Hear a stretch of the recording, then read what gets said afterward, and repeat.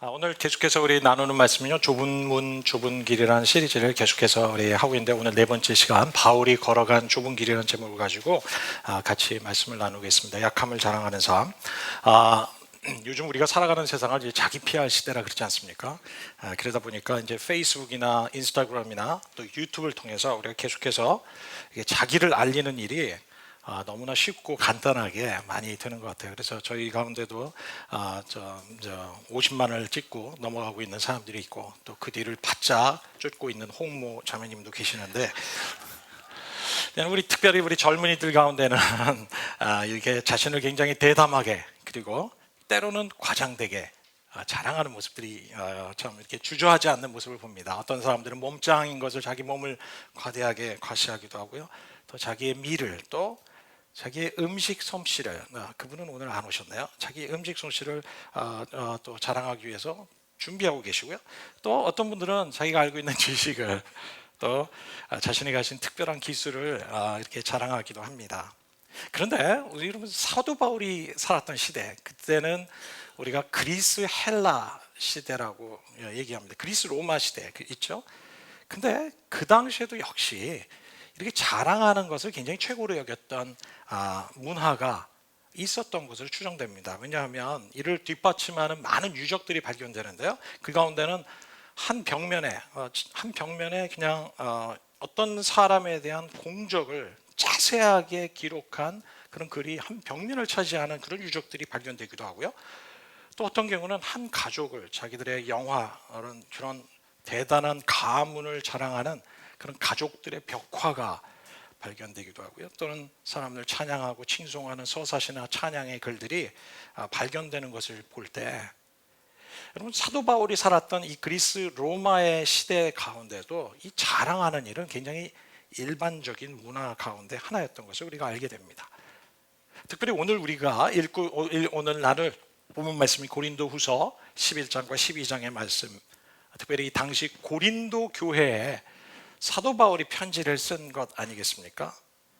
여러분, 그 당시에 사도 바울이 이 편지를 쓰게 된 이유 가운데 하나는, 당시에 이 고린도 교회 가운데 이런 세상적인 기준으로서의 어떤 세상적인 자랑을 일삼는 거짓 교사들이 있었다는 겁니다. 그들이 나타나서 자기의 출신을 자랑하기도 하고요, 자기가 경험했던 영적인 경험을 자랑하기도 하고, 자기가 얼마나 말을 잘하는지 말솜씨도 자랑을 하면서, 특별히 바울과 비교를 하면서 바울을 까면서 바울을 비난하는 그런 무리들, 거짓 선지자들이 있었는데, 그들 때문에 이 고린도에 있는 성도들이 계속해서 현혹되고 있었던 것 같아요. 그래서 이런 상황에서 우리 사도 바울 선생님 절대로 가만히 있을 수 없죠. 그분은 이 상황을 바로잡기 위해서 자기 자신도 자랑의 포문의 입을 마침내 열기 시작하고 있는 것입니다.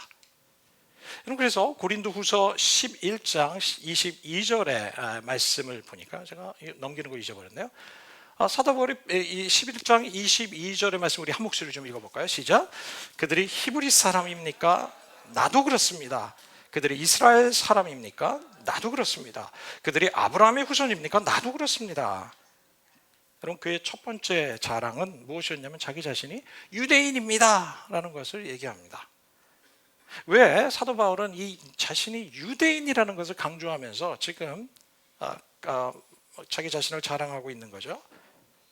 그것은 당시에 조금 전에 말씀드린 것처럼 사도 바울이 이 사도권, 다시 얘기하면 예수님의 사도로서의 사역하는 이 사도적인 권위와 그의 정통성에 대해서 의심하면서, 사도 바울은 예수님의 제자가 아니었잖아, 그 후대에 따랐던 사람 아니야, 그 사람 말 다 믿을 수 있어 하면서 사도 바울이 가진 권위에 대해서 도전하고, 그가 정통이 아니라는 그런 시비를 거는 우리들이 있었던 것 같아요. 그래서 사도 바울은 이 당시에 초기 기독교 공동체에서는 이 유대인이라는 것이 바로 예수님의 복음을 전하는 이 정통성에 참 이렇게 입증할 수 있는 아주 중요한 단서라고 권위를 가진다는 생각들이 만연해 있었기 때문에, 사도 바울은 지금 바로 그 부분에 대해서 먼저 얘기하기 시작하는 겁니다. 나 사실 유대인이다.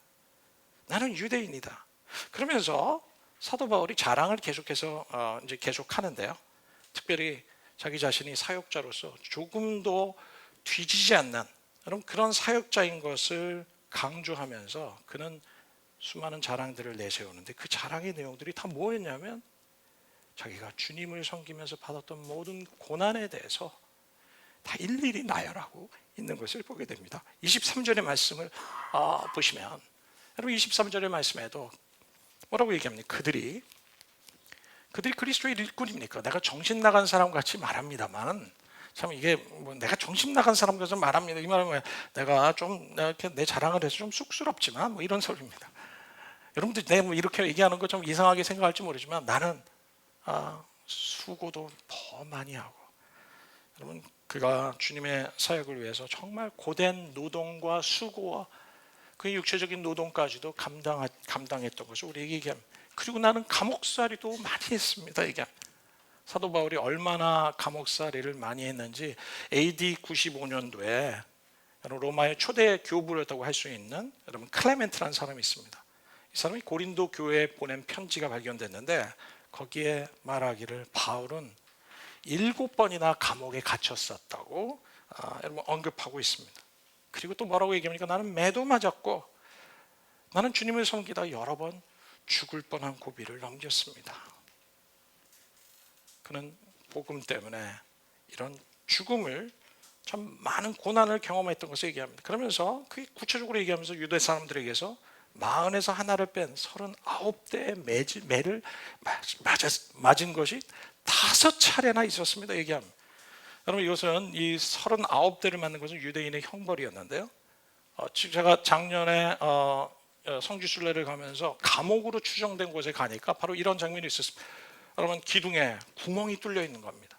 이 구멍이 뭐냐 했더니 바로 사람들을 죄수들을 손을 묶어놓고 그 구멍에 세워놓고 그리고 뒤에서 채찍질을 하는 여러분 이런 극형을 5번이나 그가 경험했다고 얘기합니다. 사도 바울은 복음 때문에 채찍으로 맞은 적이 3번이나 있었다고 얘기합니다. 당시의 채찍은 가죽끈에 정말 그 갈래갈래 나온 여러 가닥의 가죽끈에 쇠덩이, 납덩이, 뼈 조각을 달아서 사람의 등을 치기 시작할 때 피가 터지고 살이 찢어지고 마침내 척추가 드러나기까지 하는 굉장한 잔인한 형벌이었는데 얼마나 잔인했으면 로마인에게는 이 형벌을 집행하지 못하도록 했었다고 얘기합니다. 그는 계속합니다. 돌로 맞은 것이 1번이요. 배를 타고 가다가 파손당한 것이 3번이나 됐고 밤낮 꼬박 하루를 망망한 바다를 떠다녔다.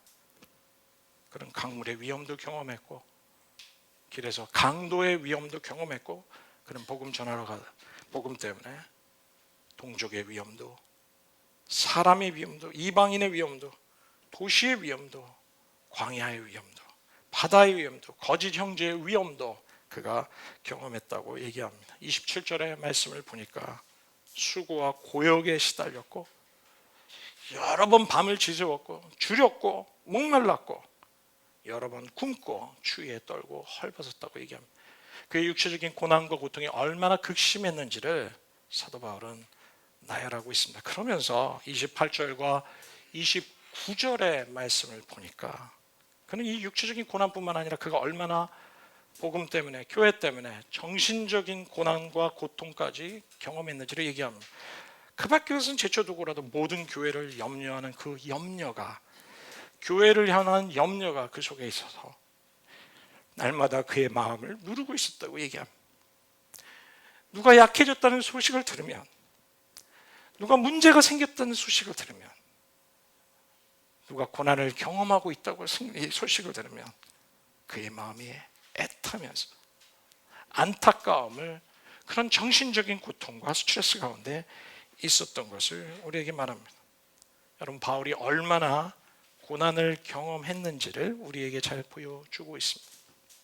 당시에 거짓 교사들, 거짓 선생들은 여러분 자기의 자기 자신을 자랑하고 출생을 자랑하고 학벌을 자랑하고 말솜씨와 지식의 수준을 자랑하고 있었을 그때 바울은 그리스도를 따르면서 겪은 고난에 대해서 자기가 경험한 고난이 그 고난에 대해서 그는 자랑하고 있는 모습을 우리에게 보여줍니다. 왜냐하면 사도 바울은 그리스도의 종이 된다는 것은 넓은 길이 아니라 좁은 길을 걸어가는 것임을 너무나 잘 알고 있었기 때문에 사도 바울은 바로 지금 이것을 자랑하고 있는 것입니다.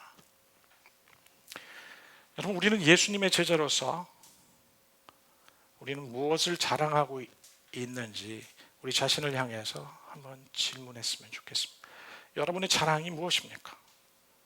우리가 예수님을 믿어서 복을 받고 축복을 받고 사업이 잘 되고 좋은 대학 가고, 여러분 우리가 사람들에게 내놓을 만한 잘 나가는 직장을 다니고, 여러분 좋은 배우자와 수많은 일들, 좋은 일들을 우리가 경험하는 것이 어쩌면 우리의 자랑일지도 모르겠고 우리 신앙의 목표인 것처럼 생각할지도 모르겠습니다.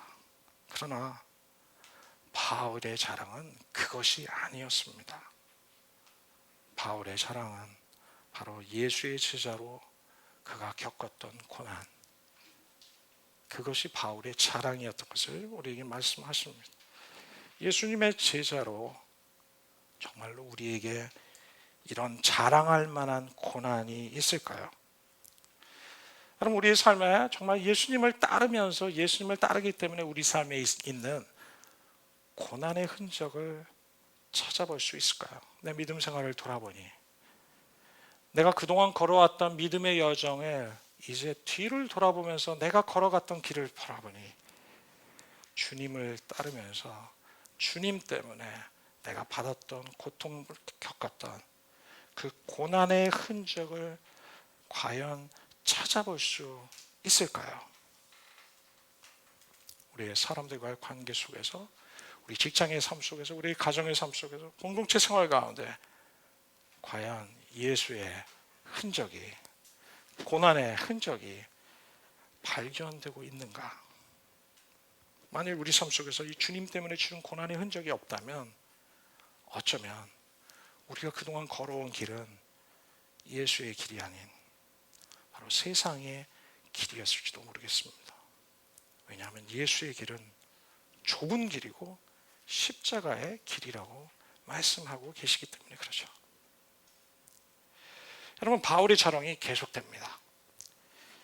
이번에 바울은 지금 무엇을 자랑하고 있냐면요, 자기 자신의 약함에 대해서 자랑하고 있습니다. 인간적인 수치를 그가 말하고 있습니다. 30절의 말씀을 제가 읽을까요? 꼭 자랑을 해야 한다면 나는 내 약점들을 자랑하겠습니다. 영원히 찬양을 받으신 주 예수의 아버지 하나님께서 내 말이 거짓말이 아님을 아십니다. 다마스커스에서 아레다 왕의 총리가 나를 잡으려고 다마스커스 성을 지키고 있었지만 나의 교우들이 나를 광주리에 담아서 성벽 창문으로 내려주어서 나는 그 손에서 벗어날 수 있었습니다. 여러분, 사도 바울이 굉장히 큰 위기 속에 자기를 잡으러 오는 군대가 성을 둘러치고 있을 때 성도들이 도와서 그를 뒷문으로 빼서 그가 광주리, 생선 광주를 타고 내려와서 성을 빠져나가는 그런 장면을, 그런 경험이 있었다고 그가 얘기합니다. 여러분, 당시에 이 로마 군대에는요, 이 전쟁이 나면 군대가 성을 함락시키기 위해서 둘러싸고, 그리고 가장 먼저 그 성벽에 올라서 오르는 사람에게 최고의 상을 수여하는 그런 제도가 있었습니다. 여러분, 이것을 얻기 위해서 로마의 군인들은 그 가장 큰 영예로운 상을 얻기 위해서, 명예로운 군인이 되기 위해서 그들은 목숨을 아끼지 않고 그 성벽을 향해서 올라갑니다. 그것이 가장 큰, 군인에 있어서 가장 큰 자랑거리 가운데 하나죠. 그런데 사도 바울은 성을 올라간 것이 아니라 이와는 반대로 성에서 광주리를 타고 군인들이 쫓아오니까 도망치는 장면. 여러분, 이것은, 이 소식은요, 당시의 로마 사회에서는 굉장히 수치스러운 경험이었다는 것이에요. 굉장히 창피한, 사람들이 그 당시의 사회에서는 이것은 자랑하기엔 너무나 수치스러운 그런 일이었습니다. 그럼에도 불구하고 사도 바울은 이 약점에 대해서 오픈하면서 나는 복음 때문에 하나님께서 내 복음의 위험 속에서 하나님의 역사로 내가 빠져나왔던 그 하나님의 놀라운 역사를 고백하지만 사람들은 그 얘기를 들으면서 이해할 수 없었고 어떤 면에서는 수치를 경험하는 창피스러운 일일지는 모르지만 사도 바울은 그 수치스러운 경험을 지금 고린도 교회 공동체에 오픈하고 있는 모습입니다. 인간적으로는 정말 수치스럽고 부끄러운 일이었음에도 불구하고 사도 바울은 사람들한테 부끄럽지 않고 기죽지 않고 하나님의 일꾼으로 당당한 모습으로 말하고 있는 모습을 보게 됩니다. 제가 얼마 전에 한 달 반 정도 된 것 같습니다. 제 국민학교 동창들이 연락이 왔습니다. 제가 15년 만에 한국에 왔다는 소식을 듣고 카톡으로 연락이 왔습니다. 동창회 동문 모임을 한다는 것입니다. 그러면서 그래서 제가 이걸 가야 되나 말아야 되나인데 친구들 따져보니까 정말 제가 안 만난 친구들이 너무 많아요. 보고 싶고 또 그런 것도 있었지만 좀 가서 혹시라도 복음의 기회를 갖고 또 이 친구들하고 이렇게 컨택이 돼서 또 주님께 인도할 수 있으면 얼마나 좋을까 하는 마음 때문에 이제 제가 나갔습니다. 그런데 이제 모인 이유는 이제 스승의 날 기념으로 해서 내년에 저희 동기가 이제 돈을 모아서 스승들한테 이제 식사를 대접하고 선물을 해준다는 겁니다. 어떤 친구는 20, 30년 만에 만난 친구도 있는데 40년 만에 만난 친구도 있었어요. 근데 얼굴이 그냥 있는 거예요. 여러분 그런 경험 있으시죠? 너무 오랜 친구인데 그냥 얼굴이 있는 거예요. 서로 알아보는 거예요. 그냥 보자마자 이름을 나누는 제가 어렸을 때 좋아했던 그 여자친구도 거기 있었어요. 그런데 이 모임 장소에 카톡에 연락이 왔는데 이제 정말 모임 장소가 어디였냐면 이 청담동에 굉장히 비싼 레스토랑인 거예요. 그래서 제가 좀 고민했어요.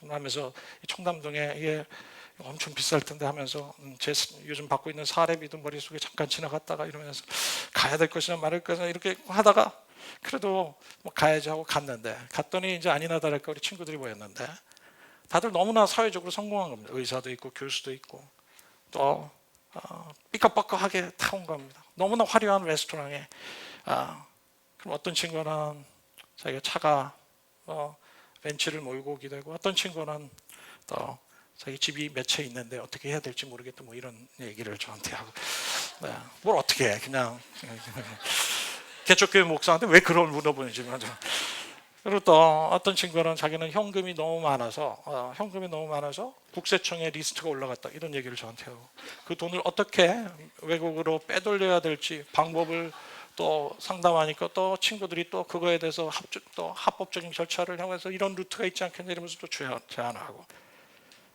참 거기 앉으면서 좀 이렇게 한쪽 구석으로 점점 제가 찌그러드는 모습을 이 대화에 중지 낄 수 없는 정말 그래서 그러니까 제가 그 상황의 분위기를 반전하기 위해서 저도 한마디 했죠. 야, 니네랑 놀다가는 내 가랭이 찢어지겠다. 딱 했습니다. 개척교회 목사가 가랭이 찢어지겠다 한마디 딱 하니까 갑자기 애들이 그런 겁니다. 갑자기 이러면서 걱정 마. 넌 돈 내지 마 이러는 거야. 그래서 속으로 잘 됐다 할렐루야 이러면서 이제 근데 어떤 친구가 갑자기 그렇게 대화를 하다가 저한테 갑자기 어떤 우리 오래됐던 여자친구가 저한테 얘기를 하는 겁니다. 그래 너 목사 됐다며. 그래 그래서 예수를 만나고야 만 거야? 이렇게 물어보는 겁니다. 질문이 되게 예수를 만나고야 만 거야? 이렇게. 그래서 제가 그래서 그러니까 또 옆에 있는 애가 그래서 이 길로 간 거야? 이렇게 또 물어요. 그래서 제가 이제 이 질문을 받으면서 이때다 싶어서 이제 잠시 이제 대학 때 제가 만났던 예수님에 대해서 이렇게 어떻게 만났는지를 이제 잠깐이지만 얘기를 하고 있었습니다. 그래서 나는 대학교 때 예수님을 만나고 이렇게 얘기를 했는데 얘기를 하고 있는 중에 진지한 얘기로 딱 들어가는데 우리 또 딴 친구가 또 이야기를 끼어드는 바람에 간증이 스탑되고 그런데 너무 웃긴 얘기는 또 한 친구가 그런 겁니다.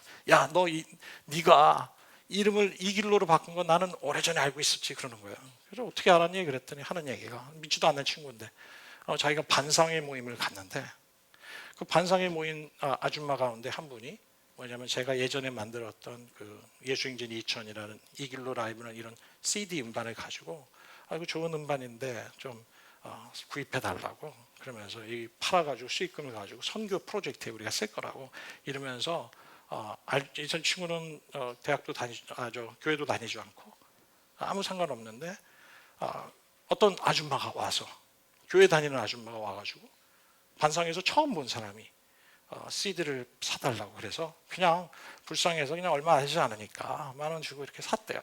근데 샀는데 제가 있더래요. 그래서 제 소식을 알게 된 겁니다. 그래서 제가 이제 뭐 그런 일들 말했어요. 그러면서 이제 친구가 얘기하는 거야. 교회 개척한다며? 지금 어디서 모여? 그럼 물어보는 거야. 강남. 친구들이 갑자기 와 강남? 야 그러는 거야. 야 니네 교회 굉장히 큰가 보다. 교회가 돈이 많은가 보지? 돈 많은 성도님들이 계신가 보지? 그래서 제가 침묵 몇 명이 모였는데 40명 안팎 그러니까 찌릿하는 얼굴빛 사실은 돈 없어서 강남에서 시작했어. 우리 돈 없어서 모일 데가 없어가지고 어디서 모이나 하고 있었는데 어떤 분이 회사에 사장님이 우리 지하 비었으니까 그냥 공짜로 쓰라고 우리한테 보내주는 거야. 사실은 돈이 없어서 우리가 강남에서 시작한 거야. 언제 오픈인데? 아직 몰라. 장소 물색 중이야. 하나님이 공급하시는 곳이 있을 거야. 준비하시는 것이 있겠지. 듣는 우리 친구들 이해 안 된다는 표정. 그리고 제가 우리 교회 너무 좋아. 너무 좋은 분들 많아. 하나님이 그동안 얼마나 귀하게 역사해 주신지 몰라. 제가 워프교회 잠깐 자랑질하고 듣는 이들 전혀 감동 없음. 여러분 그렇게 시작된 대화들 깊이 무르익지 않은 그냥 잠깐의 대화였지만 소통을 할 수 있어서 참 좋았고 그날 집에 들어와서 제가 다시 생각해보니 너무 한심하다는 생각이 든 거야. 이 얘기를 듣고 있었던 친구도 이해는 할 수 있었겠나? 나는 하나님이 하셨다는 이 얘기 공짜로 우리는 하나님이 공급해 주셔서 하나님이 정말 우리에게 허락하신 이 장소 40명밖에 안 되지만 이 사람들 한 명 한 명을 하나님이 얼마나 보내주신 이 귀한 사람들 이들에게는 감동이 전혀 되지 않고 아마도 구질구질하게 산다 아니면 좀 어렵게 산다 이렇게 생각할지도 모르겠다는 생각이 제가 집에 돌아와서 들기 시작했습니다. 여러분 그러면서 제가 참 세상적으로 우리가 내세울 건 없지만 그러나 주님이 우리 계시고 우리 안에 행하신 일들 다음은 그것이 세상 사람들에게는 정말 감동을 줄 수 없을 만한 너무나 하찮은 얘기 같지만 우리에게는 이것이 자랑 아니겠습니까? 하나님이 행하신 놀라운 일들이 정말 자랑이 아니겠습니까? 전 이번 주에 얼마 전 한 정치인이 스스로 목숨을 끊었죠. 정모 국회의원 낙선이 되고 나서 심한 좌절을 경험하면서 그는 심한 우울증으로 고생하다가 애써보고 수출력을 하다가 한때는 정말 잘 나가는 국회의원이었지만 그렇지만 그가 낙선하면서 자기의 실패를 받아들일 수가 없어서 그것을 어떻게 소화해야 할지를 모르고 어떻게 극복해야 할지를 몰라서 그 수치심과 고통 때문에 애를 쓰다가 그는 마침내 자기의 목숨을 끊었던 소식을 우리가 듣게 되었습니다. 여러분 우리 크리스찬들 가운데도 우리 인생에 실패를 경험하지 않습니까? 여러분 우리가 실패를 경험할 때 여러분 무엇을 느끼십니까? 수치심을 혹시 느끼시지는 않습니까? 우리가 이런 실패를 경험할 때 때로는 기가 죽지 않습니까? 이런 수치 속에서 정말 내가 예전처럼 소비할 수 없는 상황이 되고 예전처럼 사람들을 만날 수 없고 예전처럼 사람들 앞에서 자랑할 것이 없고 세상 앞에서 살아가면서 너무나 기주고 살고 있는 것은 아닌지 모르겠어요. 그런데요 여러분 이런 삶은 복음의 삶이 아닌 것을 우리에게 말씀하십니다. 그리스도인의 삶은 이런 것들 때문에 기죽어 사는 삶이 아니고, 이것 때문에 소망 없이 사는 삶이 아니고, 이런 것들 때문에 내가 원하는 거 쓰지 못하는 것 때문에 기쁨 없이 기쁨을 놓친 채 절망적으로 불행하게 보이는 것처럼 그렇게 살아가는 자들이 아니라는 겁니다. 왜 우리가 이렇게 살아갑니까? 그것은 우리의 세상적인 가치관, 마귀적인 가치관, 이 세상의 구조와 사단이 우리에게 심어준 가치관, 이 가치관이 결국은 우리를 죽이고 우리를 소망이 없게 만들고 우리를 절망스럽게 만들고 우리를 계속해서 기쁨과 소망 가운데 행복감을 느끼지 못하도록 계속해서 질식하면서 우리를 죽이고 있다는 사실을 우리가 깨달아야 될 것 같아요. 그동안 우리는 세상의 성공과 소유로 나를 내세우면서 그리스도인이라고 하면서도 복음의 능력이 아닌 세상이 주는 능력으로 어쩌면 우리가 살아왔는지, 여러분 그것을 우리에게 보여주고 있는 우리의 실체일지도 모르겠습니다. 지금 복음의 삶은 좁은 길을 따라가는 삶이라고 얘기합니다. 넓은 길이 아니라 우리가 세상에서 누릴 수 있는 많은 것을 얻지 못한다 할지라도 하나님의 생명을 가진 자들, 주님께서 우리에게 말씀하십니다. 위축되지 말라는 겁니다. 내가 내 안에 준 놀라운 축복들, 놀라운 생명을 우리는 오히려 자랑해야 되고, 다른 사람과 비교하면서 그렇게 불행한 사람처럼 살아가는 삶을 이제 스톱하고 감사하고 당당하고 하나님이 내게 허락하신 작은 것, 세상에는 감동을 전혀 줄 수 없을 것이라도 우리가 그것을 선포하면서 하나님이 내 인생을 축복해 주셨음을 자랑하는 저와 여러분이 되기를 주님께서 원하십니다. 마지막으로 사도 바울은 한 가지를 더 자랑하고 있습니다. 그것은 바로 가시였습니다. 사도 바울의 인생에 정말 너무나 큰 고통의 가시가 있었던 것을 보게 됩니다. 여러분, 거짓 선지자들은요, 당시에 사도 바울에게 자기 자신이 영적인 놀라운 경험과 체험을 한 것을 자꾸 얘기하면서 사도 바울과 비교하면서 사도 바울을 계속해서 업신여기는 여러분 그런 자랑을 했던 것을 우리에게 보여줍니다. 여러분, 이것을 들었는지 사도 바울은 자기 자신에게도 이런 영적인 경험, 놀라운 영적 체험이 있었던 것을 우리에게 얘기합니다. 1절에서부터 볼까요? 뭐라고 얘기합니까? 나는 이 자랑함이 나에게 이로울 것이 없지만, 그는 자기에게 자랑할 것이 많음에도 자랑하지 않았다는 거예요. 이는 말이 나왔으니, 보십시오. 이게 자랑하려고 하는 게 아닌 거 아닙니까? 이제 말이 나왔으니 주님께서 보여주신 환상과 계시들을 내가 지금 말할까 합니다. 그러면서 뭐라면 2절에 나는 그리스도를 믿는 사람 하나를 알고 있습니다.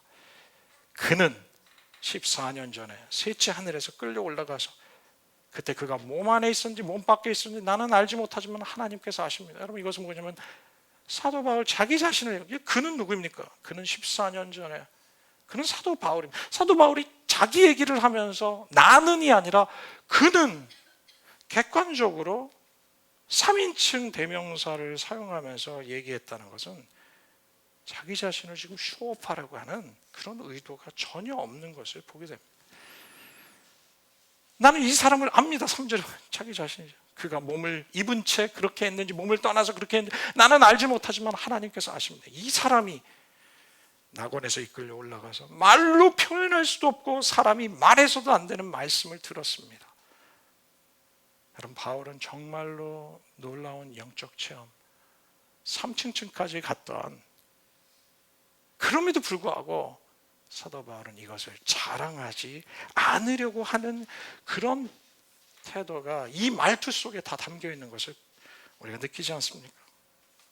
그러면서 5절에 뭐라고 얘기합니까? 나는 이 사람을 자랑하려고 합니다. 그러나 나 자신을 두고서는 내 약점밖에 자랑하지 않겠습니다 라고 얘기합니다. 내가 자랑할 만한 영적 체험이 너무나 많지만 내가 이거에 오면 너희들 다 뿅 갈걸? 그러나 나는 나 자신을 두고서도 내 약점밖에는 자랑하지 않겠습니다. 6절 마지막에도 자랑은 삼가하겠습니다. 왜? 그것은 사람들이 내게서 보거나 들은 것 이상으로 나를 평가하게 될까 봐 그는 이렇게 조심스러워하는 모습을 우리에게 보여줍니다. 여러분, 우리는 이 말씀을 통해서 우리가 깨닫는 건 사도 바울은 자신의 영적 체험과 영적 경험을 가지고 자기 자신의 권위를 세우려고 하지 않았다는 겁니다. 그럼 거짓 교사들은 그랬어요. 그렇지만 바울은 자기 자신의 가장 약점, 연약한 삶을 보여주고 있는 모습을 우리가 보게 됩니다. 왜냐하면 사도 바울은 이 복음의 능력은 황홀한 영적 체험을 통해서 나타나는 것이 아니라 평범하고 연약한 상황 속에서 주어진다는 것을 사도 바울이 깨닫고 있었기 때문에 그렇습니다. 복음의 능력은 영적 체험에서 임하는 것이 아니라 그의 삶의 일상의 삶에서 경험하는 고통 속에서 연약한 상황 속에서 약한 삶 속에서 주어지고 있다는 것을 사도 바울은 알았기 때문에 그렇습니다. 여러분, 오늘날 얼마나 많은 사람들이, 얼마나 많은 그리스도인들이 자신이 경험한 과거의 영적 체험을 말하면서 자신의 영적 권위를 세우려고 하는지 모르겠습니다. 이것을 통해서 내 영적인 권위를 세우고 자신의 영적 수준을 증명하려고 하는 시도들이 얼마나 많은지 모르겠습니다. 나는 과거에 이런 사람이었어. 나는 과거에 이런 체험을 했어. 나는 과거에 이런 사역을 했었어. 나는 특별해. 여러분, 이것은 특별히 성령을 체험한 그리스도인들 안에 우리 속에 내재되어 있는 굉장히 위험한 영적인 유혹인 것을 우리에게 사도 바울은 말씀해 주시는 겁니다. 영적 체험을 자랑하며 자기 자신의 영향력을 행사하려고 하는 여러분 그런 유혹에서 벗어나야 한다고 말씀하십니다. 왜냐하면 복음의 길은 좁은 길, 우리가 걸어가야 할 그리스도인의 삶의 길은 넓은 길이 아니라 자기를 나타내는 길이 아니라 좁은 길이기 때문에 그렇다는 것입니다. 여러분, 하늘의 계시를 경험한 사도 바울이 계속해서 7절부터 말씀을 나누십니다. 그러면서 자기가 경험하고 있는 가시에 대해서 얘기합니다. 7절입니다. 우리 한 목소리 읽을까요? 같이 읽겠습니다. 시작. 내가 받은 엄청난 계시들 때문에 사람들이 나를 과대평가하는지는 모릅니다. 그러므로 내가 교만하게 되지 못하도록 하나님께서 내 몸에 가시를 주셨습니다. 그것은 사단의 하수인이라고 할 수 있는데 그것으로 나를 치셔서 나로 하여금 교만해지지 못하게 하시려는 겁니다. 여러분, 바울의 인생에 지금 경험하고 있는 가시가 뭐였을까요? 어떤 분들은 이렇게 얘기합니다. 우리가 경험한 바울의 가시는 안질이었다 이렇게 얘기합니다. 또 어떤 사람들은 바울이 이렇게 가시라고 얘기하면 간질이었다. 그런 자주 넘어졌다 생각합니다. 어떤 분들은 그가 계속해서 경험하고 있는 핍박이었을 것이다. 아니면 어떤 사람은 말라리아, 또 어떤 사람은 바울은 심한 말더듬이었다 이렇게 얘기합니다. 그러면서 우리는 정확하게 무엇이었는지 모릅니다. 이 가시가 무엇인지 모릅니다. 그러나 분명한 것은 사도 바울이 이 가시 때문에 너무나 괴로워하며 살고 있었다는 거예요. 무척이나 괴로워서 그는 하나님께 기도합니다. 이것을 하나님 제발 내 삶에서 제해 주십시오. 3번이나 간절하게 기도합니다. 여러분, 이 바울의 인생에 있어서 이 가시는 분명히 그의 삶에 하나님의 사역을 하는데 방해되는 사단의 도구와도 같았고 사단의 역사의 도구였습니다. 왜냐하면 사도 바울은 그것 때문에 너무나 고통을 겪고 하나님의 사역을 방해하고 있었기 때문인 거죠. 그래서 바울은 이것을 사단의 하수인이라고 얘기합니다. 여러분 보십시오.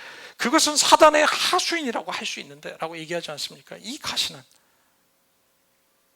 하지만 사도 바울은 이 가시에 대해서 또 다른 이해가 있었다는 거예요. 이건 정말 사단이 가져다주는 사단의 고통스러운 내 삶에 사단의 가시이지만 이 가시가 사도 바울로 하여금 하나님 앞에 더욱 겸손하도록 하는 하나님의 도구이기도 했다는 거예요. 하나님이 주신 가시이기도 했다는 것입니다. 사도 바울은 얘기합니다. 내가 이 가시가 없었다면 이 놀라운 하늘의 계시를 깨닫고 하늘에 있는 놀라운 영적인 비밀을 경험했음에도 불구하고 경험하고 이 놀라운 영적 체험 때문에 나는 교만했을 것이다 얘기합니다. 그렇지만 이 가시 때문에 나는 괴롭지만 이 가시가 나를 교만하지 않도록 붙들어 주었습니다. 이 가시들 때문에 내가 교만하게 되지 못하도록 하는, 왜냐하면 이 가시 때문에 내가 하나님을 의지할 수밖에 없었고 이 가시 때문에 하나님 앞에 자랑할 수가 없는 이런 고통 속에 살았다는 것입니다. 여러분, 이 가시는, 바울이 경험하고 있는 가시는 두 가지 이중성을 가지고 있다는 거예요. 뭐라고요? 두 가지 이중성입니다. 하나는 뭐냐면 사단의 가시이기도 했고, 우리 삶에 존재하는 가시, 하나 사단의 가시이기도 했지만 동시에 이것은 하나님의 가시이기도 했다는 것입니다. 여러분, 우리 삶에 경험하고 있는 고통, 우리 삶에 이해되지 않는 가시, 여러분, 그것은 무엇입니까? 여러분들이 이것 때문에 정말 계속해서 고통당하고 있는 것이 있다면 이 고통은 우리 삶에 하나님이 우리 삶을 일구어 가실 수 있는 정말 놀라운 하나님의 도구로 사용받을 수 있다는 것에 대해서 우리가 영적인 눈을 떠서 이해하고 볼 수 있기를 주님께서 원하십니다. 아멘. 그렇기 때문에 이러한 변화는, 사단의 가시가 하나님의 가시로 사용될 수 있으려면 첫 번째 우리는 기도해야 합니다. 기도하는 자만이 깨달을 수 있고요, 하나님이 하시는 일을 이해하기 시작합니다. 사도 바울이 3번이나 기도했던 것처럼 동시에 우리 인생에 경험하고 있는 지금 이 고통을 그냥 고통 자체로만 생각하면서 내 인생에 없어야 될 우리가 경험한, 우리에게 이런 고통을 가져다 준 사람들을 향해서 분통해하고 억울해하고 분노하고 용서하지 못하고 너무나 좌절하고 너무나 미워하고 때로는 너무나 자기 연면에 사로잡혔다가 또 때로는 분노하며 교만하게 되는, 죽이고 싶은, 여러분, 그런 마음 가운데서만 우리가 머물러 살아가기 시작한다면 우리에게 임한 사단의 가시는 그냥 계속해서 사단의 가시로만 남아있을 것이라는 거예요. 오직 이 사단의 가시가 하나님의 가시가 되려면 우리는 이 고통을 통해서 하나님이 우리의 삶을 일구시고 우리에게 선을 행하시는 놀라운 축복이로 이 고통을 사용하실 것을 우리가 보면서 그 하나님께 감사하고 인내하고 용서하고 사랑하고, 그리고 이 가시가 우리 삶을 변화시키도록 우리는 정말 기대하면서 하나님께 반응하게 될 때 사단의 가시는 하나님의 가시로 우리의 삶에 역사하기 시작할 것입니다. 8절부터 10절까지의 말씀을 보겠습니다. 나는 이것을 내게서 떠나게 해달라고 3번이나 간청했다. 이 3번은 그냥 횟수로 3번이 아니라 그가 자주 기도했다는 것을 의미하겠죠. 그러나 주님께서는 내게 이렇게 말씀하셨다. 내 은혜가 내게 족하다. 내 능력은 약한 데서 완전하게 된다. 여러분, 우리가 고난이 있을 때 고통을 가지고 주님은 바울처럼 기도하기를 원하십니다.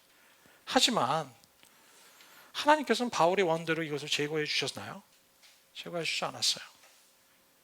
응답해 주지 않았습니다. 바울이 원하는 대로 응답해 주지는 않았어요. 응답이 없었던 것이 아니라 하나님께서 다르게 응답해 주셨다는 것이죠. 여러분, 때로 여러분 그런 경험 있지 않습니까? 우리가 참 원하는 게 있어요. 그리고 하나님께 막 간절하게 막 기도했는데 응답이 되지 않을 때, 우리가 원하는 대로 응답받지 못할 때, 우리가 하나님이 내 기도를 응답하시지 않은 것에 대해서 우리가 원망하면서 정말 낙심과 좌절 그리고 분노하면서 하나님을 향해서 우리가 오랫동안 삐져 있는 경우가 얼마나 많습니까? 사건은 10년, 20년 전에 있는데 아직까지 삐진 모드로 계신 분들, 그죠? 그래서 무슨 일을 하나님께서 우리에게 원하시고 순종하기 원하실 때 계속해서 나 아직도 그때를 기억합니다, 주님. 나 여전히 삐져 있는데 어디 한번 설득 한번 해주시죠. 여러분, 이런 태도들. 여러분, 우리가 분명히 깨달아야 되는 것은 하나님은 우리가 원하는 방식으로 응답하지 않을 수는 있지만 그분은 그분이 원하시는 방법으로 반드시 우리의 삶에 응답하고 계시다는 사실입니다. 우리가 원하는 방법대로 응답하시지는 않지만 하나님이 보실 때 더 좋은 거, 더 선한 거, 더 좋은, 더 깊은 이유가 하나님의 응답하시지 않을 때, 우리가 원대로 응답하시지 않을 때 하나님은 그런 방법으로 우리를 이끌어 주시고 응답해 주시는 그런 분이라는 것을 우리가 신뢰하기를 주님께서 원하십니다. 사도 바울은 13절에 뭐라고 얘기합니까? 13절에 내 은혜가 내게 족하다. 내 능력은 약한 데서 온전하게 된다. 이것이 바로 주님께서 사도 바울에게 주셨던 응답이었죠. 내 은혜가 내게 족하다. 내 능력은 약한 데서 온전하게 됩니다. 여러분, 이게 무슨 의미입니까? 내 은혜가 내게 족하다. 사도 바울에게 얘기하십니다. 그 말은 무슨 의미입니까? 하나님이 바울에게 주신 그 가시는 은혜라는 겁니다. 이것은 무엇입니까? 이것은 바울에게 내 은혜가 족하다 말하면 바울에게 적합한 것이다. 이것이 너는 잘 이해하지 못하지만 이거 너에게 훨씬 좋은 거야. 하나님 바울에게 그렇게 얘기하시는 거야. 이 가시가 네게 고통스러울 수는 있겠지만 이 가시로 인해서 더욱 하나님을 의지하게 되니 이 가시가 하나님의 은혜가 아니겠니? 이 가시로 인해서 네가 정말 연약하게 되겠지만 오히려 이것 때문에 하나님의 능력이 너의 삶에 머물게 되지 않겠니? 내 능력은 약한 데서 온전해진다. 연약한 그때 주님의 능력이 우리가 연약한 우리에게 임하신다는 것입니다.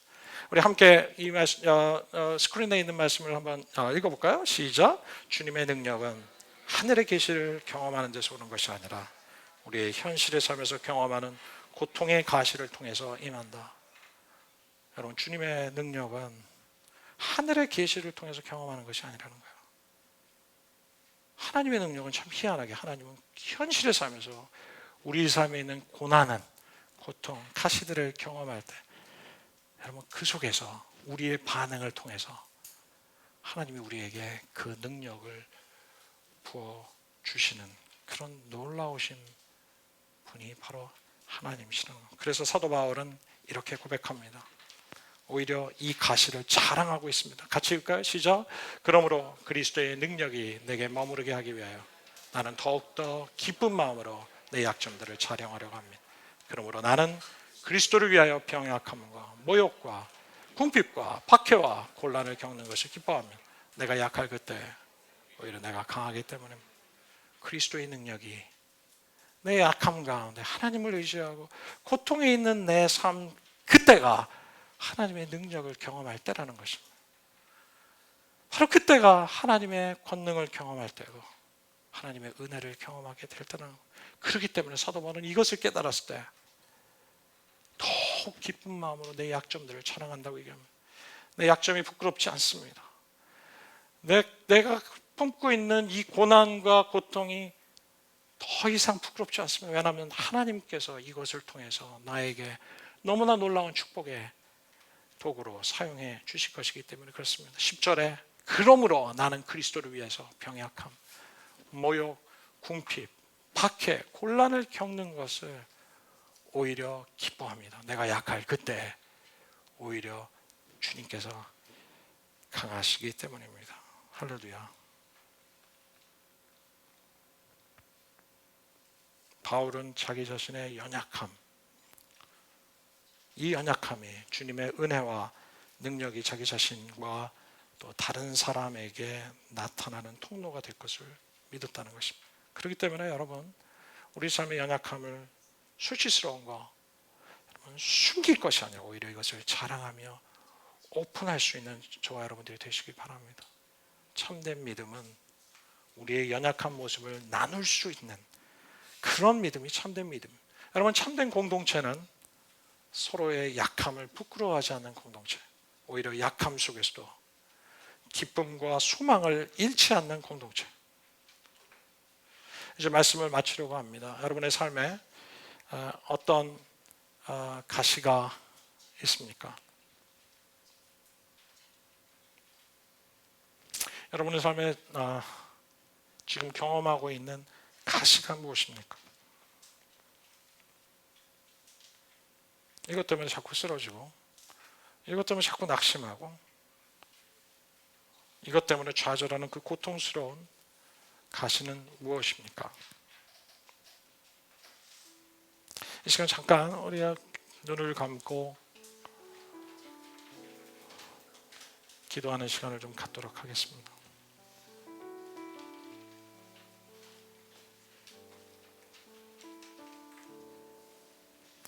여러분들이 오랫동안 이 고통의 문제 때문에 수출하고 하고 계신 분이 계실 줄 믿습니다. 제가 몇 분도 알고, 또 여러분 안에 그런 고통의 문제 때문에, 고통의 기억들 때문에 여러분을 계속해서 낙심하게 하는 거, 좌절하게 하는 거, 그 고통의 가시가 여러분 무엇입니까? 이것 때문에 우리가 주님을 더 섬기기 원하지만 오히려 그럴 수 없도록 하는, 여러분을 붙잡고 있는 그 방해가 되는 것은 무엇입니까?